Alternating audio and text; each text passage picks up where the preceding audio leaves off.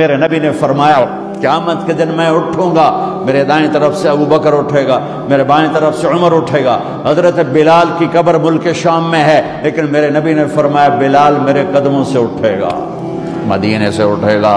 ہاں ہائے ہائے، اب نے کہا لوگ پیدل چلیں گے، میں براق پہ چلوں گا، بلال میرے آگے سرخ اونٹنی پہ سوار چلے گا۔ جب میدان معشر میں پہنچیں گے تو بلال اونٹنی پہ کھڑے ہو کے کانوں میں انگلیاں دے کے اذان دے گا۔ وہ اذان بلالی رہ گئی رسم اذان، روح بلالی نہ رہی، فلسفہ رہ گیا تلقین غزالی نہ رہی۔ وہ اذان بلالی ہم سب سنیں گے جب کہیں گے اشہد ان لا الہ الا اللہ، تو سارا میدان معشر کا مرد عورت کہے گا سچ کہہ رہے ہو۔ جب کہیں گے اشہد ان محمد رسول اللہ، سارا میدان معشر کا مجمع کہے گا سچ کہہ رہے ہو۔ اس دن بلال کی اذان سننا، وہ غلام ہو کر محبوب ہوئے، حبیب ہوئے، پیارے ہوئے۔ جب ہائے ہائے ظہر کی نماز کی اذان دینے لگے، اللہ کے نبی کا انتقال ہو چکا ہے، جب اشہد ان محمد پر پہنچے تو روتے روتے روتے آواز بند ہو گئی، اور جلدی سے اذان پوری کر کے نیچے آئے، کہا آج کے بعد قسم اٹھاتا ہوں اذان نہیں دوں گا، میرا نبی نہیں ہے تو اذان بھی نہیں ہے۔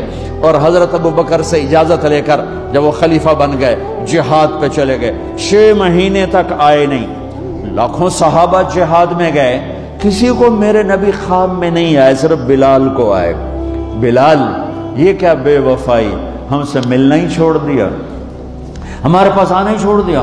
آنکھ کھلی تو ان کو یوں لگا جیسے اللہ کے نبی زندہ بلا رہے ہیں، یا رسول اللہ میں آ گیا، یا رسول اللہ میں آ گیا، اور اسی وقت اونٹنی کو بھگایا۔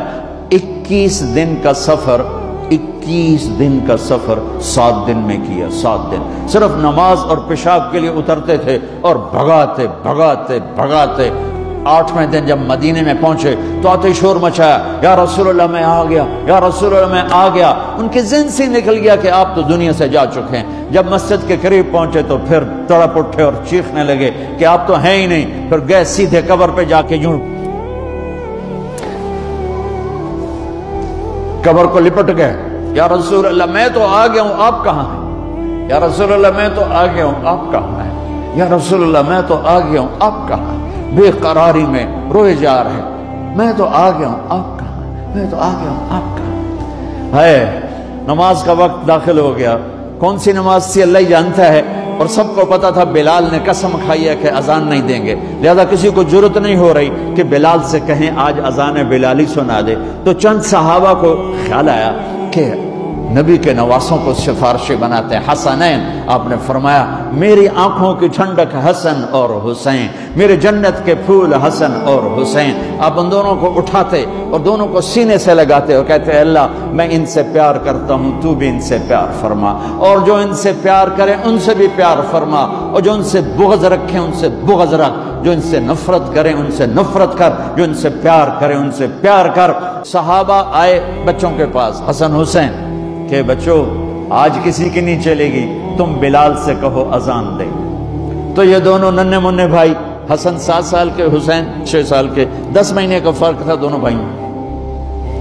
چچا ایک درخواست، کہ میرے ماں باپ آپ پہ قربان، آپ درخواست کیوں کہہ رہے ہیں؟ آپ امر کریں، آپ حکم کریں۔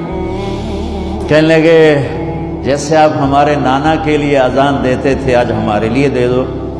تو ایک دم وہ رونے لگے بلال، کہا ہائے میرے بچوں، میں نے قسم اٹھائی تھی کہ میں اللہ کے نبی کے بعد کبھی اذان نہیں دوں گا، لیکن تم پہ تو ہزاروں قسمیں قربان ہیں، میں اپنی قسم توڑتا ہوں اور اذان دیتا ہوں۔ جب وہ چڑھنے لگے اس بی بی کے گھر، قریب ایک انصاری عورت کا گھر تھا جس کی چھت پہ چڑھ کے اذان دیا کرتے تھے، تو سانس رک گئے، سب کے آنکھیں پھٹ گئیں، اور وہ یوں منظر دیکھ رہے کہ آج بلال تو ہے، محمد مصطفیٰ نہیں ہے۔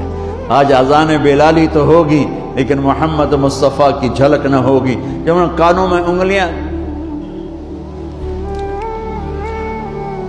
جب انہوں نے اللہ اکبر کہا تو مدینے میں گھر گھر ماتم بچھ گیا، عورتیں بھی چیختی ہوئی گھروں سے باہر نکل آئیں، سارے مدینے کی گلیوں میں چیخ و پکار مچ گئی۔